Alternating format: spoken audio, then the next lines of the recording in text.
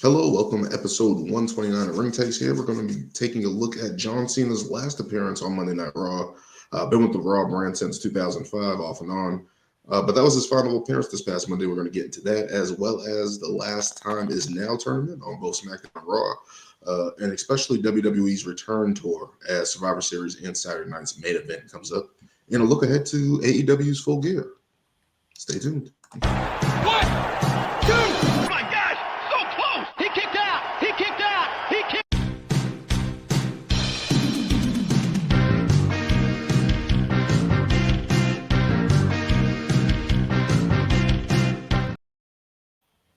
Hello, we are back. Episode 129, Cena's last Raw, WWE Return Tour, and a look ahead to AEW's Full Gear, of course, with Brian and Lewis as always. A lot of wrestling happening, a lot of Impact stuff happening, interviews and stuff like that we'll get into. But let's get right into the first one here. John Cena's last Monday Night Raw coming to an end here, which is weird because I think he only has 2 appearances left, and I think he's going to be going down to NXT this week, which will be tonight at the time of this recording, I believe. Or no. It was yesterday. When was Gold Rush? Gold Rush is tonight. Gold Rush was last night, and they filmed both, and they recorded next week's show. Okay, so he's going to be appearing. I think he's going to be appearing on next week's Gold Rush, announcing the Iron Survivor. I don't know if he's going to be there in person, but I mean, actually, it doesn't make sense if he is there. I mean, it is New York. I mean, they were just there on Monday, but it would help. It would help NXT right now. But John Cena's last appearance on Monday Night Raw. What did you guys think about that whole interaction? Of course, with Dominic Mysterio setting up their match for Survivor Series, and the 6-man tag with him, Sheamus, and Rey Mysterio taking on the Judgment Day.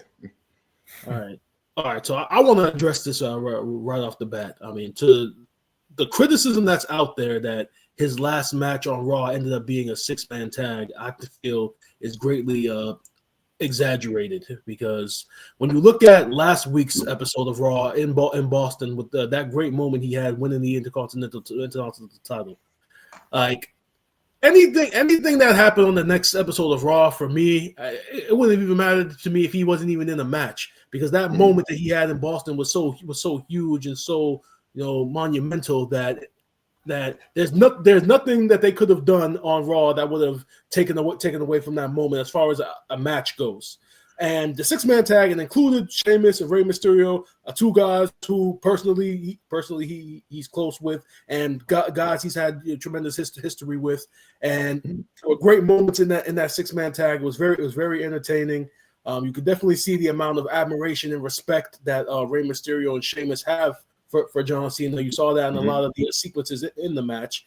But the promo beforehand, again, Dominic Mysterio out there again getting that massive heel heat that we've missed in the previous months, and they set up the match for Survivor Series, which a lot of people did predict they were going to go in that direction.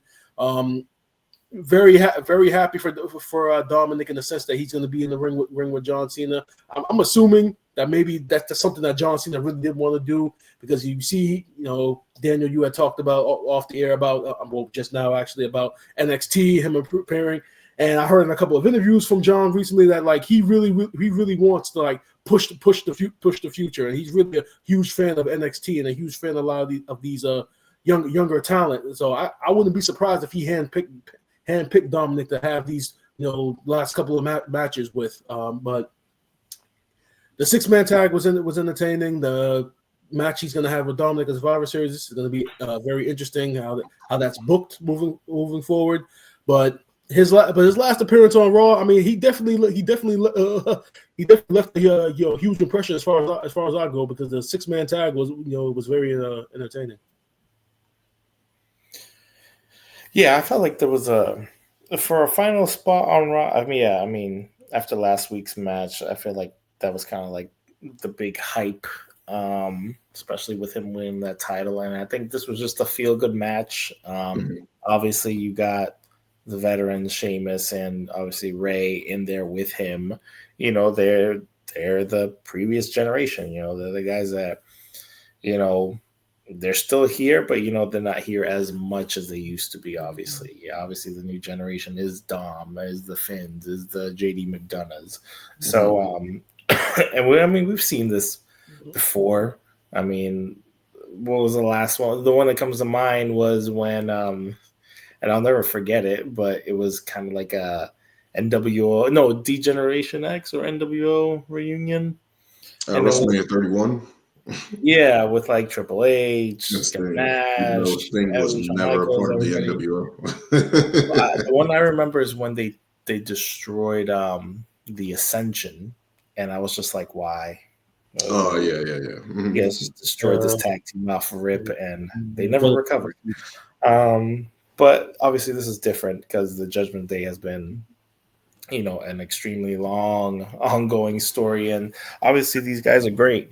And I mean, what else could you ask for John Cena's last appearance? I mean, yeah, he could have had another one-on-one match, but it's like, I think this was more for the fans. Obviously, the crowd there in New York, you're going to have the fan favorites and just get that huge pop. And obviously, you're going to get the huge, like Brian said, the huge heel heat for Dom that's going to build up their final match. And which is interesting because I'm like, I like even trying to predict what's going to happen there. It's like, does he get the IC title back? Is John going to hold it till his final match to whoever faces and then drop the title? Is he going to pull a fast one and leave with the title or just like vacate it? Who knows? So yeah, I think for what it was great. And definitely looking forward to that Dom Cena match and see what happens. Yeah, for sure. I thought it was a pretty good promo from Cena and Dominic Mysterio. Again, Dominic Mysterio being trusted in this situation, getting these, even though it's the first segment of the night, kind of main event type of feel type matches. Again, so you're seeing the trust that they're putting in the company with him. So just getting from that and the build towards their Intercontinental title match at Survivor Series, which again I thought was going to be Rey Mysterio. Ultimately, Rey Mysterio is involved again. Obviously, he was there congratulating Cena last week on winning the Intercontinental title. Now he's back in the ring. So we had a Rey Mysterio return. Sheamus has come back, obviously, battling Rusev. So now you get to see those guys who are rivals, Sheamus and John Cena. Sheamus was Sheamus's first rival when he came back, when he came into WWE, if I recall. So. Yep. He got that big title win at TLC. So they have a long history, but to see them on the same side was kind of cool. And to see Ray kind of, again, as you guys said, the older generation facing the Judgment Day kind of dominant. I think Finn is a little older and JD's JD and Dom are younger, but it's just like you're seeing this old generation take on the new generation. So definitely going to get some more dysfunction within the Judgment Day, it looks like, going forward. So even when Dom lost last week, I thought it was weird. Not weird, but I thought after his match, he did have a backstage segment where he was like, where was everybody? Where was the Judgment Day? Questioning where everybody was. So to see them follow up and tag team the next week is kind of weird, but it makes sense as they're backing Dom right now. Still waiting for that implosion for like 3 years at this point. Or hopefully it happens in San Diego. This is the start of it, and we get something going on because it's like this has been going on too long. Wondering what they're going to do with this angle. So hopefully John Cena and whatever the case may be, because if John Cena does win in San Diego, obviously that's going to piss off Dom and put him in a different situation again. So I think this could be the actual start of the fall of the Judgment Day. Hopefully it happens at some point. But again, just a great six-man tag, classic six-man tag. You got all the great moments. Did they all pull off the 619 or something like that? I can't remember. Ray hit a double 619. That's Ray hit a double 619. All three of them did hit Sheamus's signature move though. That's what it is. Which was hilarious when Rey Mysterio when Rey Mysterio was doing it with Sheamus. Yeah, that's what it was. I had to get up on the second rope to do it. Just a good match for everybody involved and stuff like that. The crowd in New York was hot, so you got the heel heat, as you guys said, on Dom. Actually, Dom getting all this heat, like no one's cheering him. So it's cool to see that happen and see that continue. But John Cena's last match on Raw, he's been a part of that brand off and on, but mainly was there from 2005 to 2011 or so. He was there for quite a while after his initial SmackDown run. So to see him wrap it up on Raw. He was there for a minute. I think initially when he got drafted there, I think he was there for like the majority of his career until he started becoming a part-timer. Like maybe like 2015, 2016. Like it was crazy. It was a good. When was over 10 years. Not 24. When was it at WrestleMania? Was it 26? Yeah, 20. Okay, so 26. Because it was him. Because I remember him, Big Show, and Edge. So he was on SmackDown. This year that was 25. Yes, that was the year before. Yeah. Okay. So you had those years. You had him back on SmackDown during that little run. But it's like that initial run on SmackDown with the Doctor of Thugonomics. Everybody remembers him from being a SmackDown guy. Even when he went to Raw for all those years, I'm like, this guy's a SmackDown guy. But he was on Raw longer than SmackDown. So I remember those. I remember the night he got drafted to Raw, and I remember being very, very disappointed because during that time I watched SmackDown more than I watched Raw because Raw came on later. So I had to I think I had a curfew during that time as a kid. So SmackDown I could watch like the first like hour and a half, and then I had to be in bed. But then Raw it came on at 9. So when he got drafted, I'm like, damn man, I ain't gonna be able to see him as much. It was weird because we were like, yo, SmackDown was so gritty. The SmackDown 6, it was a different type of feel. Again, I was just watching something on John Cena when he was going up against The Undertaker earlier in his career, and it's just so funny how they never crossed paths again for a long time. So, John Cena was rapping in graveyards against The Undertaker and stuff like that. Crazy stuff. But just looking back on John Cena's career, if that's a wrap up on Raw, can't wait to see what he does going forward. I know he's going to be on NXT, of course, and then maybe he's not coming back until obviously Survivor Series. But then again, Saturday Night's Main Event where he's going to wrap it up next month. So it's going to be interesting to see what the build is and who advances in this tournament, as we're going to get into that right now.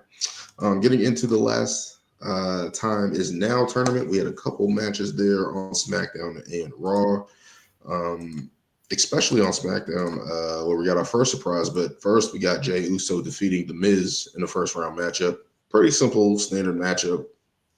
Expecting Jey Uso to advance, crushing The Miz's hope of getting to the finals and stuff like that.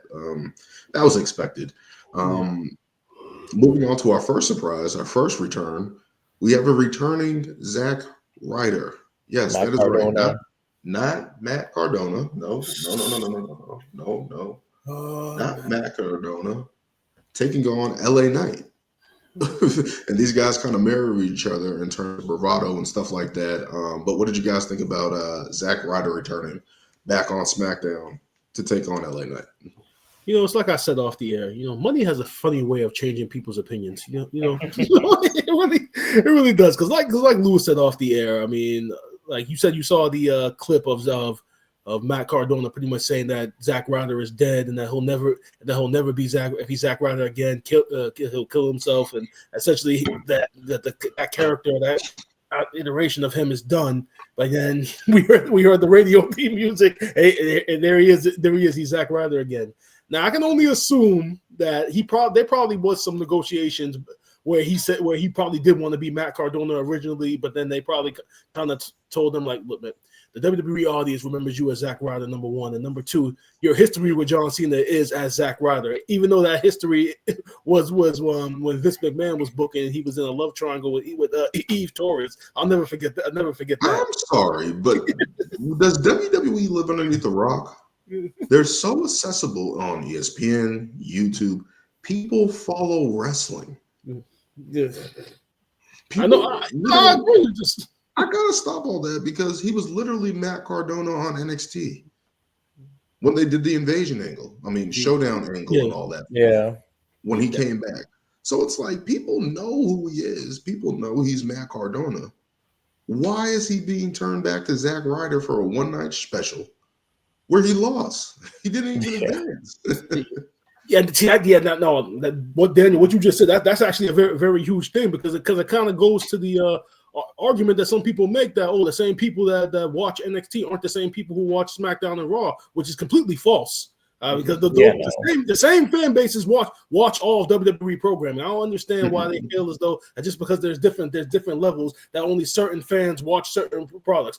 The same fans that you be seeing packed at NXT every week, they watch Monday Night Raw and Friday Night SmackDown. I don't understand that logic. Yeah. But it was great. I don't think I've ever met somebody who's like, I only watch NXT and not Raw or SmackDown. Like, even if you didn't watch TNA, you know who Matt Cardona is if you follow wrestling.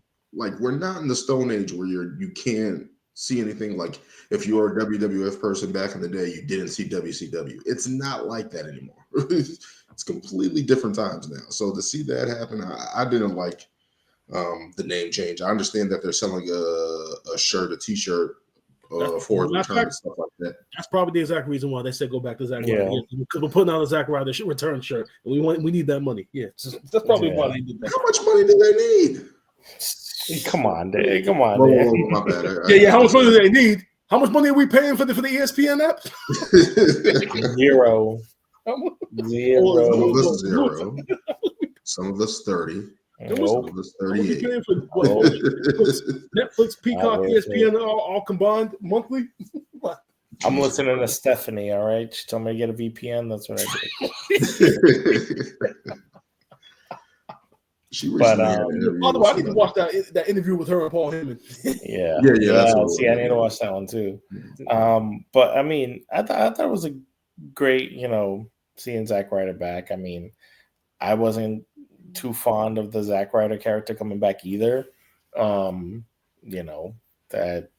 I feel like that character had that one highlight moment, and then WrestleMania 32. Yep. And then it was just like the rest he was just a jobber majority of the time. The most I remember him is getting pushed off the stage by Kane in the wheelchair. That's what I remember. Exactly.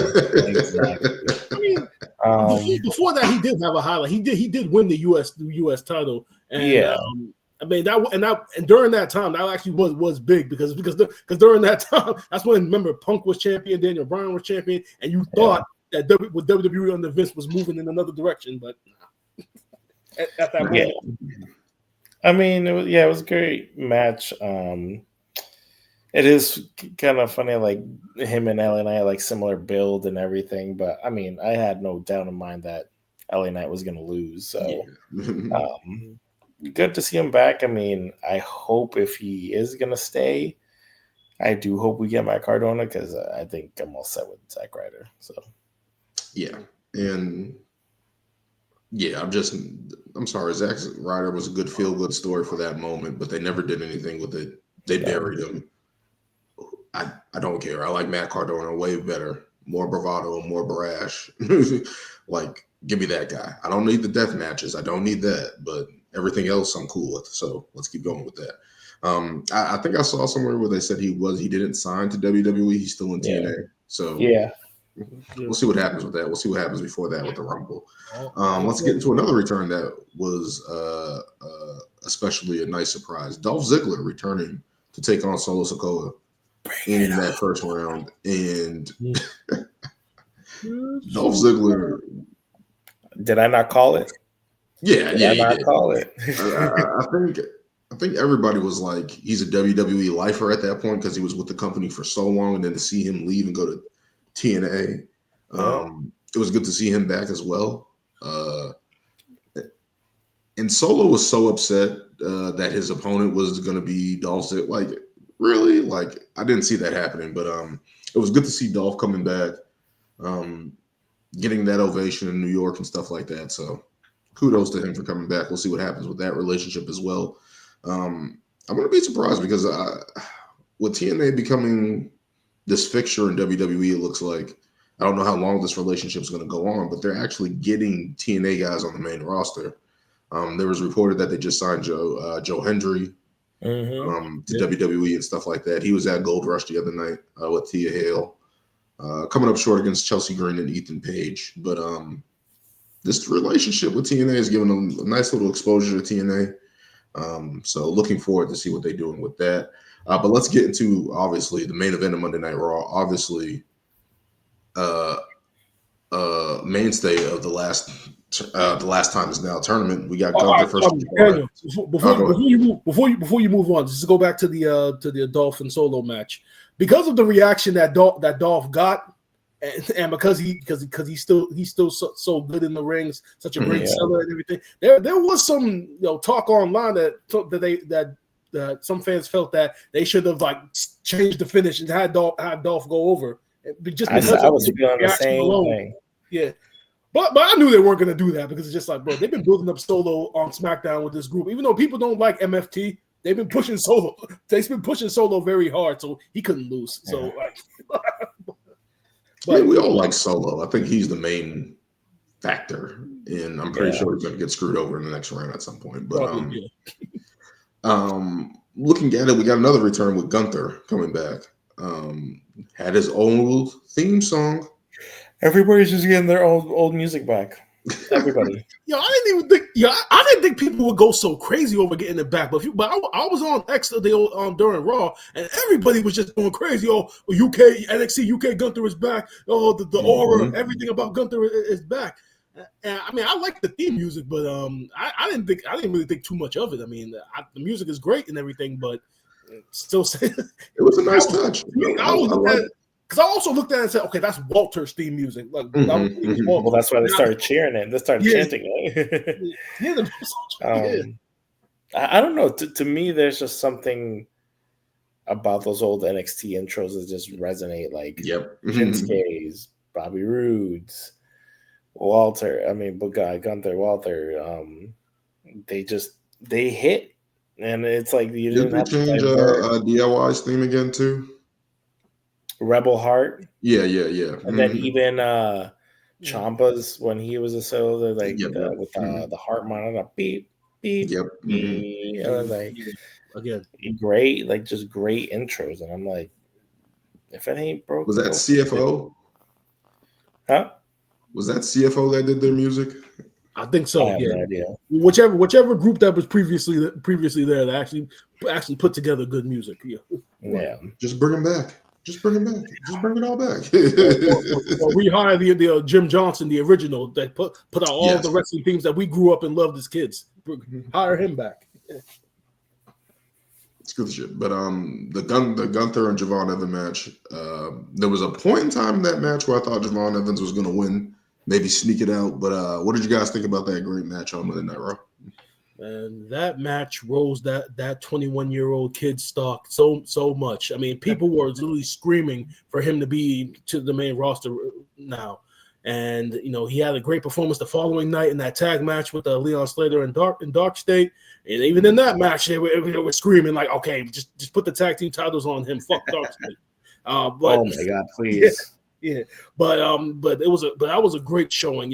Gunther is such a great technician that he really does bring the best out of all of his opponents. Like if you look at all the matches he's had, yes, I'm going to mention Pat McAfee.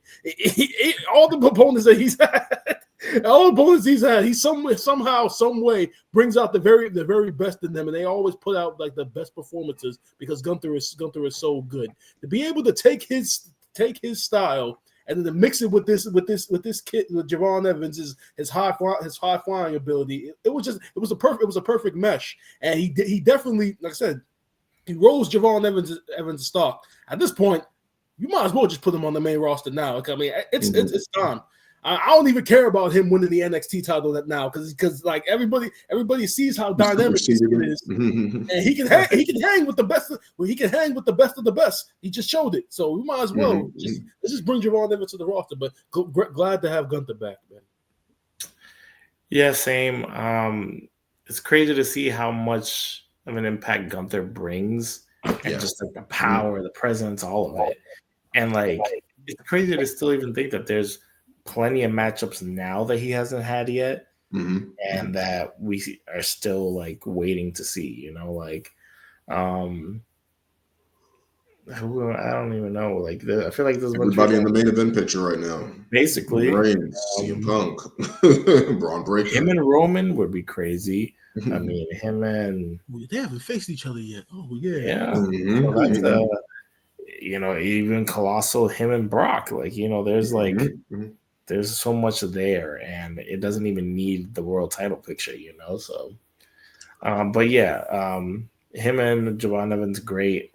Javon Evans doesn't have a bad match. No, He shows it out doesn't every exist. time, and It it's doesn't like exist. exactly. And like Brian said, the kid, he's so young. Like, imagine him in another 5-10 years. Like, I just hope character-wise we can get the full package. I mean, like, he obviously is still very young. Obviously, his wrestling ability is top-notch. Young OG.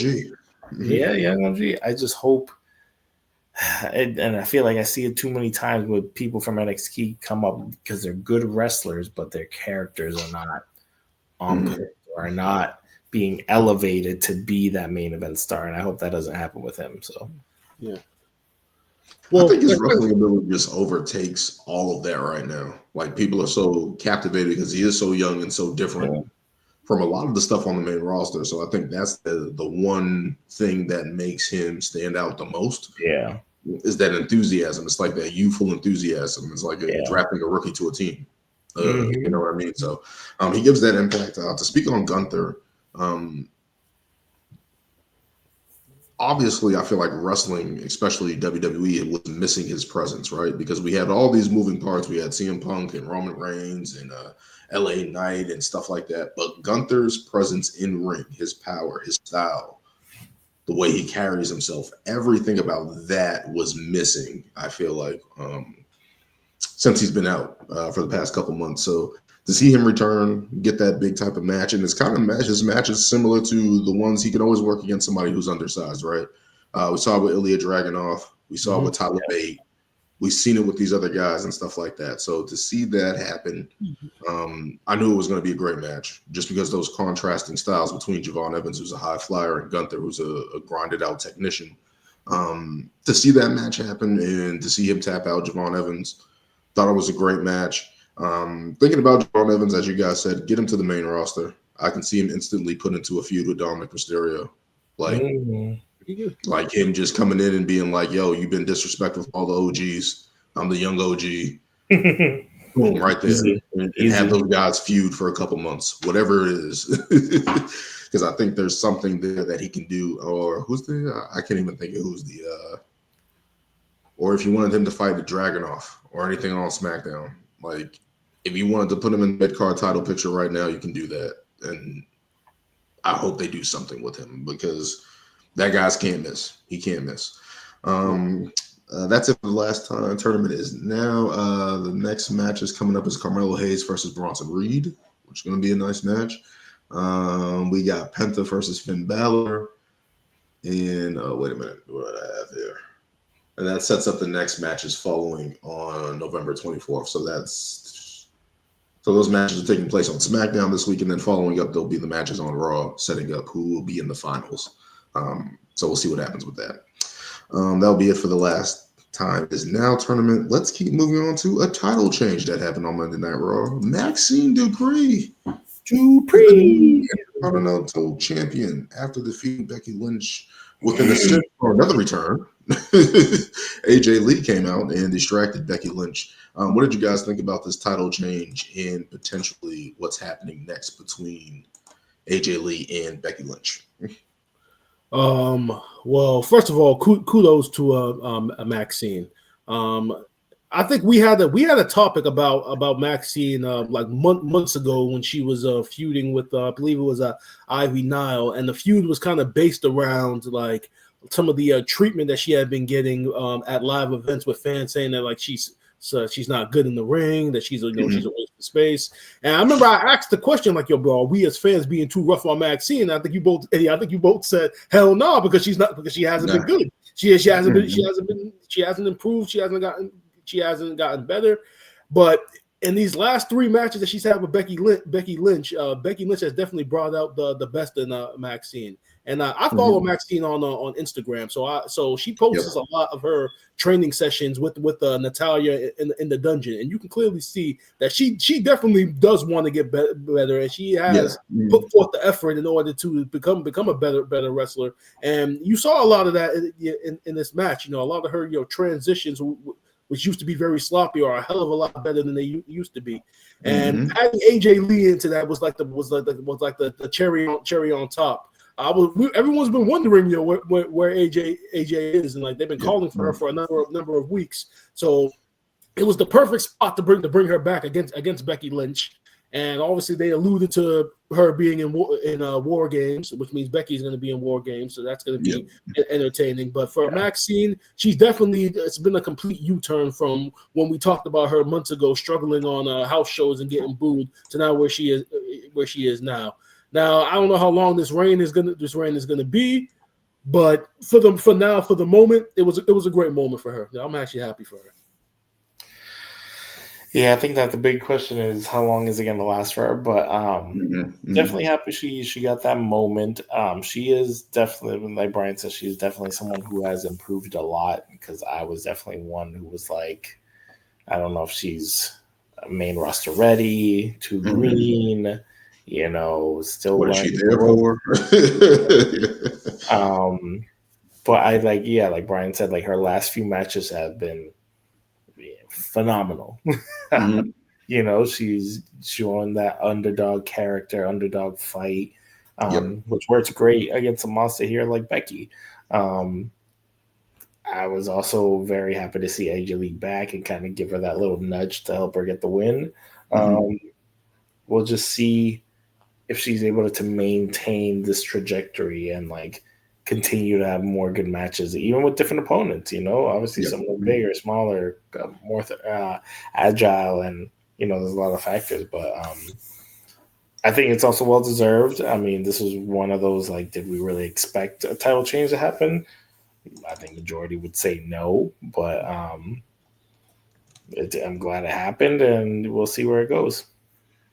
Yeah, I'm happy for her, because obviously she did show some improvement, right? We saw, as Brian said, we saw the social media clips with her on fighting in the dungeon and stuff like that, and actually training. So you don't always necessarily see that, and then you don't see it progressively get better this fast, right? I'm not saying that she's a Natalia or who should I say is a technical wizard, like a Candice LeRae, or somebody who's a good hand in the ring to that extent. But at least you see some type of improvement from her that's like, okay, now we can see this, and we can actually start following her on her trajectory of getting better and building this character. As you said, Lewis, obviously the underdog role that she's playing in the ring, she knows how to sell. She knows how to do that part, play it really well. And the crowd was behind her. So that's another thing that worked out pretty well for her. Obviously the AJ Lee return, just her music hitting gets everybody, right? Like, you hear her music light it up, and everyone just goes, yeah. So it's always nice to see her after she's been away for so long, because she hasn't been back. What was it, WrestlePalooza, right? So it's like, where has she been? It's been like 2 months. So to finally get her interaction back, to see her potentially being in War Games and setting up that match, which we're going to get into in a moment. But kudos to Maxxine Dupri hanging in there. They kind of played that story angle with Adam Pearce kind of being behind her as well too. So to see that happen and her do it kind of on her own, even though AJ Lee did distract Becky Lynch, she didn't have Otis and Tozawa out there with her, who have usually been a part of her with the Alpha Academy. So to see her get that win out there by herself, pretty good. Good kudos to her. Becky Lynch sold it well. Everything with her and AJ Lee, the interactions between those two. Obviously looking like it's going to set up towards War Games. But again, congratulations to Maxxine Dupri getting the IC title. Let's keep moving on to War Games update. We kind of just been building this over week to week. What do we have? Charlotte Flair rejoins. Is it Team Rhea Ripley? They gave it a captain name yet? Whatever the case may be. But after the little dissension that she showed on SmackDown, what did you guys think of that angle of Charlotte Flair rejoining the team after initially bowing out? Terrible. Like I said off the air, how do you tease dissension on Friday and then by Monday everything is good? What did they do? What did they do over the weekend? Did they like exchange texts over the weekend? I know Alexa said in the promo that Charlotte had been ignoring her or whatsoever. But was Charlotte like doing something? Or did she just have like a change of heart? How you have a change of heart after chilling after the weekend? Just like literally just 2 days go by, and now all of a sudden you back in. They could have at least played it out for at least another week or so, or at least played it up until the go-home show of SmackDown right before War Games, where she finally comes out and joins. Like, at least build it to more. To do it just literally in between two days, it's literally like, what was the point of doing the teasing the dissension in the first place? I know you want to kind of show Charlotte's character and kind of show the history between her and Rhea Ripley, as in why would Charlotte trust her after all of their history? I get that. But if you're going to go in that direction, they faced each other. What history? Like, I mean, just look at WrestleMania matches, I guess. Like, yeah. But it's like, I don't know. At least build it out. As you said, they should have at least let it drag out until next Friday. Drag it out, like right before the match or whatever. You could have just dragged it. You could have dragged it into the match and just said, "Okay, it's 5-on-4 for now," and then Charlotte joins. She just appears. Yeah. There was a lot of different ways they could have gone about it. I mean, I guess they just maybe in the end decided to go the simplest route. So I mean, it is what it is. Like, this is the thing where I get upset with the booking and stuff like that, because obviously they just thrown this together, right? We got the addition of Lash Legend a couple of weeks, even though we're all happy to see Lash Legend on the main roster. It was like, okay, there wasn't anything there story-wise in terms of outside of her really teaming up with Nia Jax besides that little interaction. There wasn't really anything. And obviously, we have the Kabuki Warriors obviously feuding with Rhea and Neo, so that makes sense. At least that makes sense, because that's been going on for the past 2-3 months now. Yeah. So it's like, okay, that makes sense. But it's just this thing where they just throw everything together at the last minute, and it's like, okay, we're happy because we're getting the War Games. We're happy because we're getting. Go ahead, Brian. No, I was just gonna say about that. I honestly feel like War Games is getting to a point where it's getting very similar to how Vince McMahon used to book the pay-per-views back in the day. Remember how like it's October, so now we're gonna have Hell in a Cell matches. We don't care if the feuds are personal, if the feud's been going on for 2 weeks, if it's for the title, throw them in Hell in a Cell. Or it's December, or it's TLC. We're gonna have a whole bunch of tables, ladders, and chairs matches. We don't care about the history. We're just gonna have exactly. And it's just like when Drew McIntyre and CM Punk had that Hell in a Cell match last year, and they had that long story that built to it. That was the first Hell in a Cell match that they had done in I don't know how long, and it ended up being a match of the year candidate because you didn't see it. What was it since Undertaker and Shane? I can't remember. Yeah, and like it ended up being a match of the year candidate because you had the story, you had the build, you had the two matches leading up to the third match, and it was the perfect climax to the feud. And Hell in a Cell added to it because you hadn't seen it in a while. I honestly think that after this year, they need to cool out on the War Games concept and go back to the whole Survivor Series 5-on-5 elimination tag matches because again, you're associating Survivor Series with War Games again, and you're throwing all these women and men into this match just for the hell of it, with really with a little bit of storytelling involved, but not as much as it should be for a match of this magnitude. And I just feel as though you literally could have just swapped out War Games for the elimination tag matches for both of these matches, and it still would have been even more. Would have been fine. Yeah, it would have been fine. I would have been fine with the tag team elimination match for the tag titles. Yeah, that literally works. That literally works. Why don't we do that? I don't know.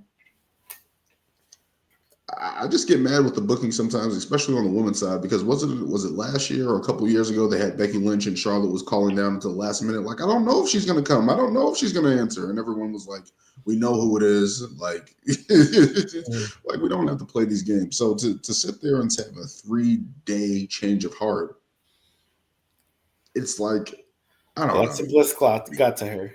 I don't know. And then I don't know. But was it Lash Legend just knocking out Alexa Bliss? And knocking out Io Sky? Was that did it for her? I don't know. But it's good to see Charlotte show character, right, and show some color, right, in terms of her gear and stuff like that. Yep. Showing a little bit more of her personality. Obviously, her and Alexa Bliss is a good tag team. Again, I agree with you guys. The War Games match is cool, but I would have rather just had. Remember what I said? Remember what I said a couple months ago about War Games? They can do tag team matches in War Games. Oh, yeah. They can do it. They can do it. This is the perfect example right here. Mm-hmm. If they had all these women in tag team in random intervals come out, they can do the same process, the same idea, and have it. It's possible. It can work in this concept. As I said, the 5-on-5 is cool, but it's like they need to change it up somehow. Either a tag team titles match or something like that, or the winner gets number 30 in the Rumble. Something to the degree of that, so we can at least have some type of change. I don't know, but yeah, that was it for the women's side. So we got Charlotte Flair joined back. Obviously, they're trying to get AJ Lee, meaning that Becky Lynch most likely will join the other side of the Kabuki Warriors and Nia Jackson Lash Legend. So looking forward to that. On the men's side, we have the showdown with the Vision. I guess Logan Paul is now part of the Vision, associated with the Vision at least, by association. Everything coming out, they had a big face-off with Team Punk, or was it Captain Coty that they're calling it now, even though Punk was the leader of the team? I don't know. But whatever the case may be. Man behind the man. A big brawl ensues, and we have the return of Brock Lesnar. And everyone's like, I've been calling this. Brock Lesnar in War Games, which is going to be insane. And then on top of that, it's like, okay, obviously somebody else has to come out and join this team. I always said it was going to be John Cena months ago and stuff like that. It would have been nice to see that. We're not getting that. We actually got the return of Roman Reigns. This makes a lot of sense between these two guys, these two teams. What did you guys think about those two big returns? You know, it's funny because once Brock came out and then they put up the whole the end credits. You know, I really thought that like they were gonna like separate both Roman and Brock between 2 weeks and maybe have Roman come out next week's episode of Raw. But no, they were in Madison. They were in Madison Square Garden, and the fans there got a huge treat getting both of them back to back. You rarely see WWE doing that. You know, with two guys, two superstars of that magnitude. You know, they would literally split the returns from week to week, so each guy would get the fair share of shine. But they actually have them back to back, and it wasn't a situation where one guy coming back hurt the other. Because when Roman came out and Brock was standing there, the crowd was just erupting because they know the history between these two. Now I'm hoping and praying this doesn't end up in another one-on-one match between them, because we've gotten that's been done to death. We've gotten 20 or 50 matches between both of them. But it was Let me just give you a spoiler right now, Brian. It's gonna happen. We don't need it anymore. I'm just saying they're going to Saudi Arabia in January. There's a lot of money out there. As you said, money changes things. Yeah, money changes a lot, unfortunately. Yeah, but that brawl. Yeah, but that brawl really was something. I think it was who shared the photo in the chat of CM Punk choking out somebody with the kendo stick with NYPD just standing right there. Oh yeah, and none of the police did anything. Yeah. Nobody likes Logan Paul. Nobody. All those real cops in there. All those real cops, trying to stop everything. Just watching a man can have attempted murder. But yeah, no, the segment, great. I mean, I thought it was just gonna be Brock just showing up and suplexing two people, but the fact that we got Roman returning, like Dan said, nice touch. Yeah, there's a lot of history there, and I mean, so is each team have 5 now? Yep. Right? Yes, they're full team. Yep. So I mean, I don't know. I think if WWE were to go back to the Survivor Series match, it's gotta mean something, because there's no point, obviously past times brand supremacy, which obviously means nothing. It's just a prize to just throw on top of it, But let me help you out, Lewis. I have the perfect idea. 5-on-5, 5 representing SmackDown, 5 representing Raw. Winning team gets number 30. That carries out another story for a month to determine who gets number 30 in the Rumble or number 1. Oh, baby, that's what you do. Winning team gets number 30, losing team gets number 1. Boom. That's all. Yeah. Just put the stakes up. That's it. Survivor Series is supposed to be easy. Yeah. If you don't have the storyline, give people something to fight for. Yeah. As Brian says, or as Brian been saying for the past couple of years on the show, give the match stakes. Put something on the line. Sometimes it's as much as too much stakes. So it's 5-on-5. We got both full teams. Yeah, which I'm not mad at the teams. I wouldn't have minded White 6 in there.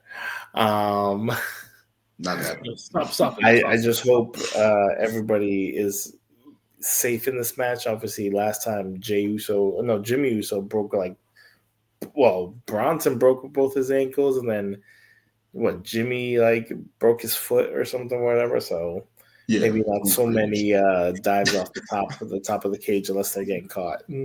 I think Bronson Reed's going to try it again. Not, man. I think they're going to do it again. No, he cannot. If anything, just from the top turnbuckle. I mean, do your normal splash and call it a day. He goes halfway up on the ladder. You don't want to miss a second straight WrestleMania. Don't do it, bro. Yeah, exactly. Yeah. Good point. Great point. But yeah, War Games setting up. I believe I think they still need another person on the women's side. So we'll see what happens with that.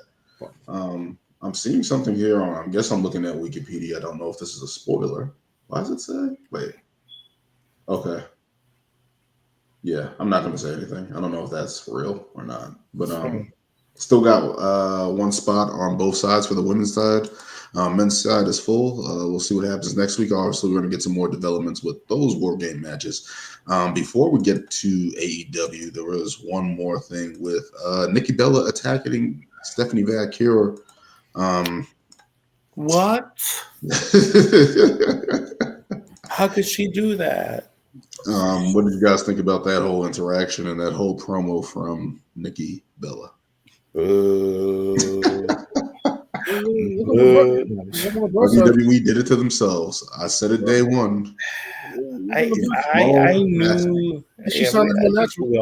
We all knew this was coming, and I mean, it is what it is. I'm not going to say it was a terrible segment.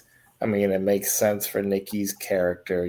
She's always been a heel for the majority of her career. So, I mean, it's a good story to run with. I mean, was it very predictable and foreseeable throughout throughout these interactions? Yes.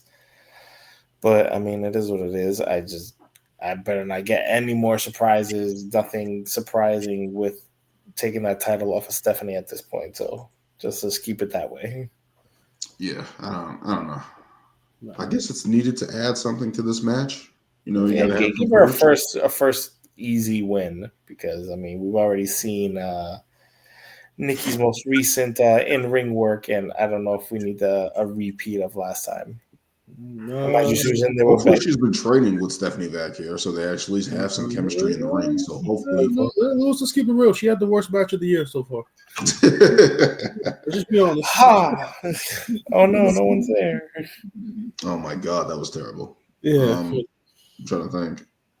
Yeah. Going back to the women's War Games match, the Kabuki Warriors did try to recruit Bayley, and Bayley said no. So there is that, but there is this split personality that she's still doing with Lyra. So we'll see what happens with that. Again, that's another tag team. Just do the tag team titles in War Games. Yeah. There we go. You have tag teams. There we go. But I digress. But that will do it for Monday Night Raw.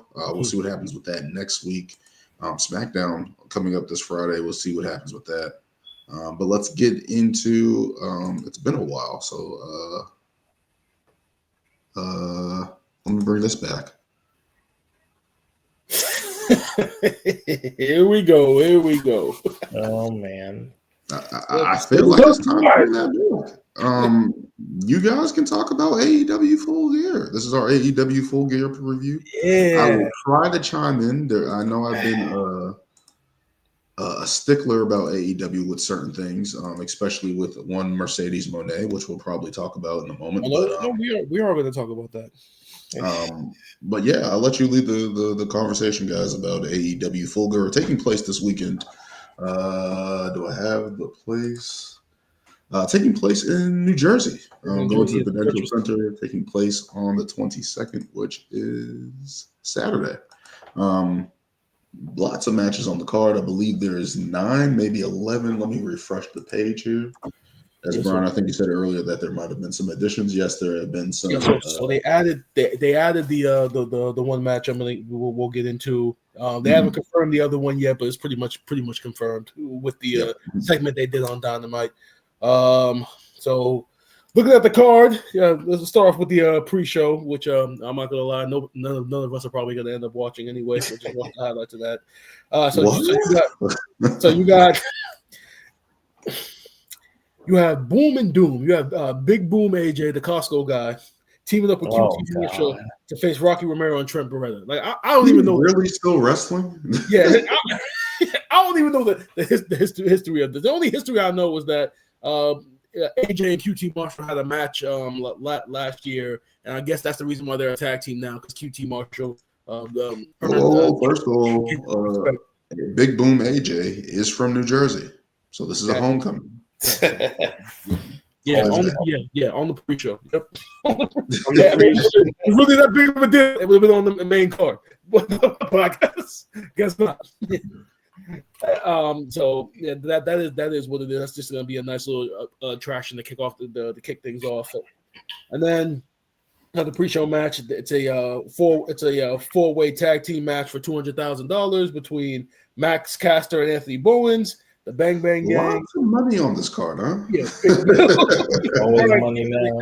And the Outrunners. Yeah, so for another four-way tag team match for $200,000, just to get guys on the card. I mean, they did I think they did a little promo package for it with each team saying their aspirations, everything. It's just another match to get the guys on the card. Probably will be very, very entertaining. But these money matches are just like it's like. Tony, like we get it, you make these money matches so these guys have something to fight for, but everybody already knows that you're a billionaire and that the contracts that these guys have are very lucrative. So you're literally throwing this extra money at them. We're not stupid. We know how much these guys are getting paid. So I digress. All right. So matter of fact, we're actually gonna kick it off. We're gonna jump right into the that conversation. We got Chris Statlander versus Mercedes Mone for the AEW Women's World Title. All right. Now. This week I had posted on X the clip from the conversation that we had with Sunny about Mercedes Mone and her winning all of these titles, and obviously how great it is. Yeah, and obviously Daniel was very very critical of it. Now, in my opinion, like I said when we talked about it then. This match is very important for AEW's women's division, in my opinion. This match is gonna either make or break the division. Now I get it, Mercedes. She's now she has 13 world titles now, and I understand that if we're talking about the promotions that she's representing, that at this point in time she really can't lose because it's a slap in the face to those promotions. So you're comparing that to AEW's women's division with Chris Statlander, who won the title. About I think like a month or so ago, and literally, if we put the title on Mercedes, and Chris Statlander has another lackluster reign, I feel like Chris Statlander's stock is immediately going to drop because we talked about how inconsistent she's been as a character with the booking. It was such a surprise that she won the AEW Women's title in the first place, and then she had that great match with Toni Storm at the following event. Again. AEW's women's division, I mean, there's 2 women on top, and then there's everybody else. And if you have Mercedes win, you're just going to reinforce that fact. Now, this is what I feel that they should do as far as Mercedes and all these titles go. Just get a mouthpiece or a representative that speaks for all 12 of these promotions that she's won titles for, and pretty much be like, Mercedes, you're representing. You know, every time that you come out here and perform, you're representing all of these promotions. I would even put a stipulation on her that pretty much says, anytime that you're going after a title or you're defending one of these titles, if you lose, you're going to be stripped of all 12 of them. That's what I feel. That's what I feel like they should do. That would make all those titles. That would make all the titles important, though, and it would solve the issue that a lot of people have about whether or not these titles are important or not. Just put a stipulation on that says, all right, the next match that you lose, you're going to get stripped of all 12 titles. Like, that's how you make all the titles important. That's what I feel that they should do at this point. Because right now the titles are kind of a crutch on her right now when she's going after the AEW title. I mean, that's my opinion. What have I been saying since the beginning of this whole thing? What have I been saying? This is a lose-lose situation. Book themselves into a corner, yeah. For everyone involved, because it doesn't make sense. If she relinquished the titles, I would probably understand, hey, I'm going after the big one. But why would she relinquish the titles when she become a 14-time champion? Now you put the title on Kris Statlander, who is not Toni Storm, who is not Britt Baker, who is not Thunder Rosa. She's Kris Statlander, all right? Who are not the women who established the women's division at all, even though Kris Statlander has been around for a long time in AEW. But now you're looking at it and it's like, okay, she isn't beating Toni Storm. She lost to Toni Storm in Dallas. Mm-hmm. So her beating, again, I think I said this in the chat. I understand if Mercedes does win, it adds to 14 for her, and then it adds the chase for Toni Storm to have the chase now. Like, always having the top babyface chasing is better than having them hold on to the belt, right? But again, this is where it just falls flat for me because it's like, okay, what is next? She's going to win the title. She has to win the title. She can't lose again. Yes, she can. No, it's either she wins the title and the AEW women's division is buried, or she loses again and the 13 promotion that she's representing. No. We're not doing that. Those promotions aren't buried. They were already buried when they lost the titles to her. That doesn't matter anymore. If she loses another title match and doesn't win the big one, that drops her stock. So nobody wins in this situation, regardless of what happens. She has to win. You come too far. This is the only way that it doesn't work. All 13 women that she beat come to the promotion and cost her the title, and then they take all the titles. Well, see, that's what I see happening. I don't see her like cleanly losing. I see somebody coming out and again, up their if match. She loses, her stock is gone. That's 2 title matches she's going to lose. Wait, what's the second one? I'm saying she lost to Toni Storm in Dallas. Toni Storm at the main show. Yeah. Was it All In, All Out? Yeah, All In. Yeah. Yeah. All In Dallas. She lost that one, which I thought was a bad move. I thought they should have just put the title on there. Yeah. Now you turn around and then you have her lose to Kris Statlander. We don't want to see you anymore. All that 13 titles and parading the titles means nothing. It means everything, Dan. Apparently. Yeah. Continue, Brian. I've ranted enough. Yeah. All right. So I said that's going to be, regardless of what happens, the finish of itself is going to be very, very interesting for that match. But up next, we got Hangman defending the world title against Samoa Joe in a steel cage match. Sure. And they just had a match at Wrestle Dream, which was very good. And they are trying to add some heat to this feud. That's why they're putting it in the steel cage.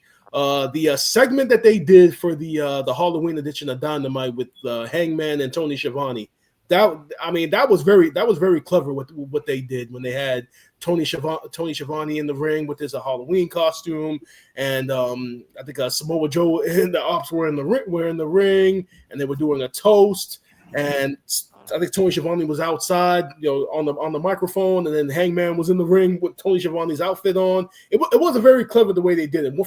every once in a while, AEW does something that gives you hope that moving forward that they do more things than that nature. That was that one thing that they did. That was a very clever segment.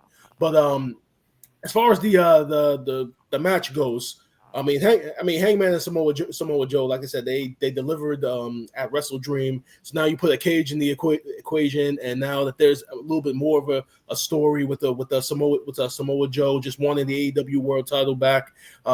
It's going to be that it's something that they've definitely a program that they've definitely improved upon, because when it first started, the program was horrible. It literally started just because they were in a trios match, and after they won, Hangman handed Samoa Joe the trios title, dropped it, and he dropped it by his feet, and Samoa Joe took it as a sign of disrespect. That's literally how the feud started. And Samoa Joe had a promo segment, and he reminded people of why he's so good on the mic when he's serious and he's a world title contender. And he kind of reminded people of how he lost his way, and now he needs to be world champion again. So that program has definitely improved, and that's going to be a good match. Up next, we got Bro Dito and FTR for the AEW World Tag Team titles. I'm looking at this match, and I'm just saying it's going to be a great match because the build towards it has been very lackluster. FTR, so that's the equivalent to get a great match. Faced each other already before, right? This match is kind of like. And I get no rules. You know, I always say watch AEW like you watch UFC. Just watch the action in the ring. Just watch the action in the ring. Don't even pay attention to the stories. That's what this match. That's what this is going to be. It's just going to be a great. It's just going to be a great in ring battle between these two teams. And they did a segment. FTR did a segment on last week on Dynamite during in between the blood and guts matches with the Ricky Steamboat. Ric Flair was supposed to be a part of it, but he tore his rotator cuff before, so he wasn't in it. And the segment was just fucking atrocious, man. I don't think no disrespect to Ricky Steamboat. Obviously, he's one of the greats of all time. But at this stage of his life and his career, we don't need to be seeing Ricky Steamboat in these promo segments. And FTR, they tried to save it. They tried their best to make the most out of it. Being these heels that randomly attacking like legends, it's like we've seen it before. They did the same thing to what was it, the Midnight Express, maybe a year or so ago when they attacked them. Because they brought them on the show or whatever. Yeah, it's like they've done this before. So it's like I don't know why they keep going back to that formula. We know how much of assholes that they are, so we don't need to see that formula. And and then I think that the week prior they had Bandito's grandmother sitting in the front row, and then they had them doing interview with her, and the build for this hasn't been good at all. But FTR is one of the greatest tag teams of all time, so it's going to be a great match. So that's all I can say about that. Yeah. And then next. Yeah, we got another money match. They're just throwing the Tony Khan just throwing. That's what I'm saying. They're just doing this. He's just doing this. And we got Kenny Omega and Jurassic Express against the Young Bucks and Josh Alexander. That's $1 million trios match. The story from this match is pretty much all the Young Bucks going to join the Don Callis family. They on Dynamite tonight. Go ahead, Lewis. What were you saying? I said they've been teasing it a lot. Yeah, they definitely have been. On Dynamite, they have to. They're broke. Yeah, everyone laughed at them. There's $1 million on the line. Yeah. That's pretty much been the whole story, though. Are they going to join the Don Callis family or not? They had a promo segment in the ring after a match where Don Callis said, "Are you joining or are you not joining?" And then Kenny Omega came out, and then Josh Alexander came out. They attacked Kenny Omega. I think Josh Alexander had him in an ankle lock, and then Don Callis said, "You guys don't have to tell me now if you want to join, but at least hit him with a BTE trigger." And they were in the process of doing it, and then here comes Jurassic Express for the save. So they haven't officially joined. I'm assuming that probably the decision will be made at Full Gear, but again, the Broke Buck storyline has been good though. I mean, the fact that they've taken the whole Baron Corbin storyline and put it on them the way that they have, it has been very entertaining. There have been some very entertaining parts to it. So and the Bucks in a tag team or a 6-man setting, you already know how their matches are going to be anyway, especially when you throw in Kenny Omega and Jack Perry. So that's going to be entertaining. And then up next, we have a Casino Gauntlet match for a new championship that AEW is introducing, the AEW National Championship. From international to national to continental. So if anything, just bring back the European title. There's a prominent podcaster that I follow, JD from NY. Shout out to him. So I follow him. He did a video commenting on this whole title situation, and literally within the first 10 minutes of the video, he's talking about like first it was the international title, then the Continental title came around, then they merged both those titles to be the unified title, and now the international title. Before that, it was the Atlantic title. And literally the first 10 minutes of that video, I was confused as shit because I totally forgot about like all the iterations of this title. First, it was all Atlantic. Then they changed that to international. Then the Continental title got introduced. Then Kenny Omega and Okada merged them to the unified title. And then Tony Khan said, "Oh, well, it's a unified title, but the Continental title is still separate. It's still separate." So it makes no sense. And they're hold the hostage. You know, I'm lost. I'm lost with this. I mean, they're introducing this national title to essentially do what the fucking All Atlantic and the international titles were supposed to do. They're going to be defended across all promotions that AEW has a good partnership with, which is exactly what those international title was supposed to do. So, and Tony Khan in his interview with Ariel Helwani, they brought up this new title, and essentially what he wanted to do was pretty much just pay tribute to the national title that was defended on TBS and TNT back in the day with Georgia Championship Wrestling when the NWA was still around. So he kind of wants to pay homage to a national championship being defended on the Turner networks. That's essentially what he's trying to do with this. Is NWA still even around? NWA Power? Yeah, NWA is still around. As a matter of fact, when they announced this national title, their champion, the NWA champion, came out and put out a tweet pretty much saying that like there's only one national title, and that's the one in the NWA. And so, and there was a little bit of controversy when they introduced it. But he said that he talked to the owner of the NWA, Billy Corgan, to kind of explain where his head was at, and now everybody's on the same page now. But they did announce on Dynamite that the first two spots in the Gauntlet match, surprisingly, are going to be both Bobby Lashley and Shelton Benjamin. They won their respective matches to be both one and two to start off that match. So probably just literally going to stay in the ring and just wait for somebody to come out, and then they're going to probably jump that person. The AEW national title, as if they don't need any more titles too. And by the way, apparently, from what I'm seeing on TV right now, the Continental Classic is coming back in a couple of weeks. This is a wrestling promotion, right? This is second in the world, right? Number 2 in the promotion in the world. All right, and then we got Kyle Fletcher and Mark Briscoe for the TNT title, no DQ match. If Mark Briscoe loses, he has to join the Don Callis family. That stipulation alone pretty much screams out Mark Briscoe is going to win this match. Kyle Fletcher has already had 8 title defenses of the TNT title. He did a promo on Collision pretty much saying that if he beats Mark Briscoe now, that will make 9, therefore making him the one person who has the most successful title defenses with the TNT title.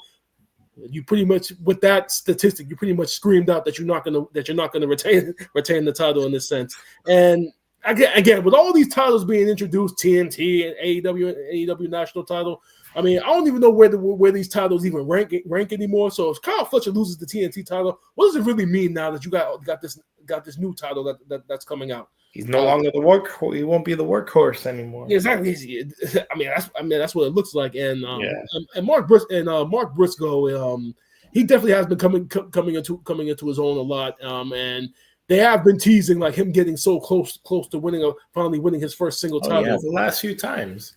Yeah, and he's been getting closer and closer. So I think finally this is going to be the time where it finally happens. Because I don't see him it'd be interesting if he's in the Don Callis family, but again, they already got like 30 members anyway, so they really don't even need the new NWO. Yeah, essentially. Yeah. All right, so and then up next, and then we got Darby Allin facing Pac. I'm guessing this match was booked as a result of the spot from Blood and Guts. Lewis, you haven't seen it yet, but essentially, I think I mentioned it on last week's show in the moment it happened with Pac throwing Darby off the stage through two flaming tables. Darby Allin, please, man. Please. Yeah, and I think on Collision, Pac then came out and he cut the promo pretty much saying that when initially he came back from his injury, one of his promises was he was going to take out Darby Allin. So that's where this is going. Yeah, and then there were two more matches that were added. One of them is another four-way women's tag team match with the four teams that are semifinalists in the women's tag team title tournament with Harley Cameron and Willow Nightingale, Julia Hart and Scott Blue, Mina Shirakawa and Timeless Tony Storm, and then Marina Shafir and Megan Bayne. Essentially, the winner of the match gets to pick the stipulation in their semifinal match within the tournament. I don't even know who they're gonna go with. I think literally they're just doing this to get everybody on the card. I mean, I don't know why you wouldn't just have the two semifinal matches at Full Gear and then have the finals on Dynamite. I don't get it. I mean, I'm guessing they did it this way because they're already introducing the AEW national title. So having the tournament matches, I guess, confuses things. Balances out. Trying to balance shit out. I guess all these new titles and everything coming. And then we got Kyle O'Reilly's going to be facing Mox in a no holds barred match. Kyle O'Reilly, I think he made Mox tap out in Blood and Guts. Damn, Lewis, I spoiled the ending. My bad.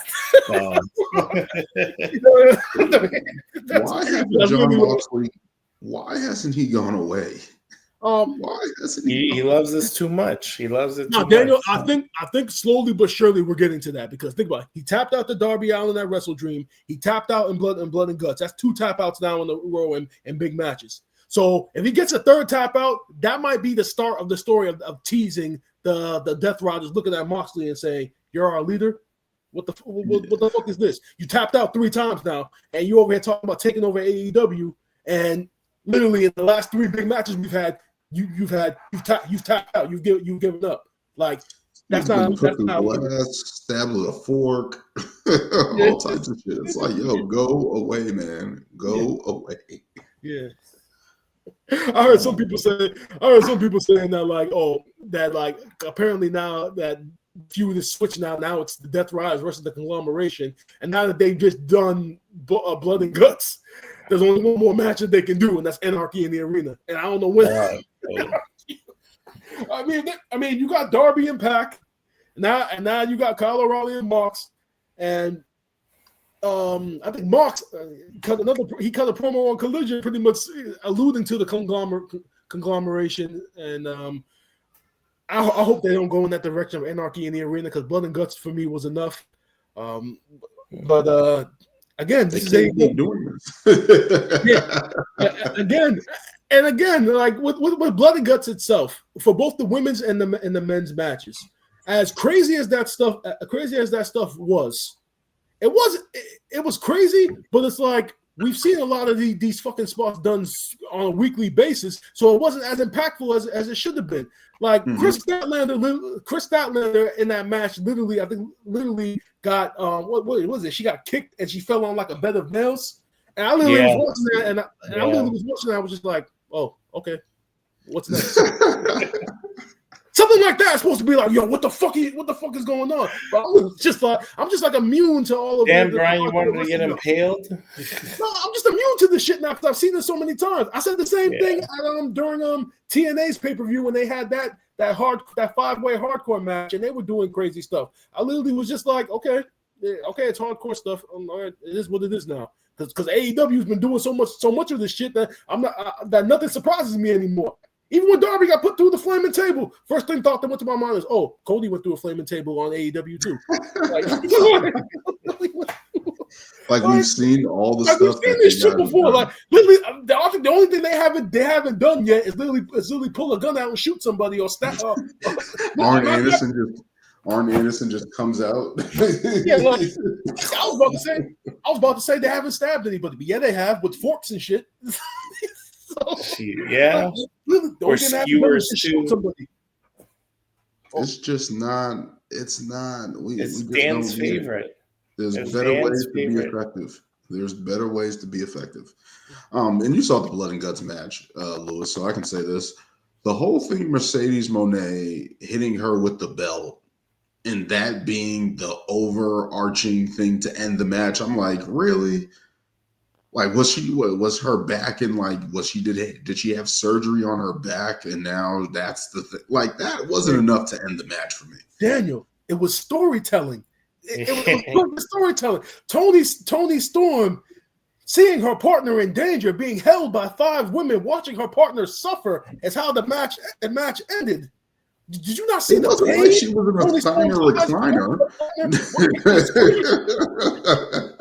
Dan doesn't understand wrestling logic. Hey, apparently it's no DQ, no holds barred. It's anything goes. I don't know. This is funny. So on one card, we're gonna have a no DQ match, a no holds barred match, and a steel cage match. Gee, I wonder if everybody's gonna bleed in all 3 of them. Only thing missing, a ladder match. Yeah, literally. AEW Full Gear taking place this weekend on Saturday in New Jersey.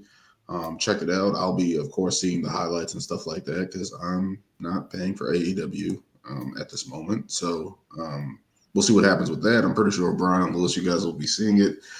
So we might have enough time on might have a quick recap next show.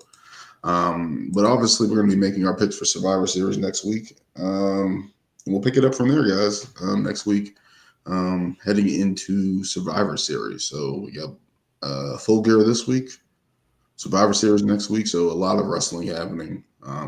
Can't wait to see what happens with that and kicking off those matches. But as always, don't forget to like, comment, and subscribe. Remember to follow Ring Takes on Instagram, TikTok, and X. And remember, people, always kick out on 2. Until next time.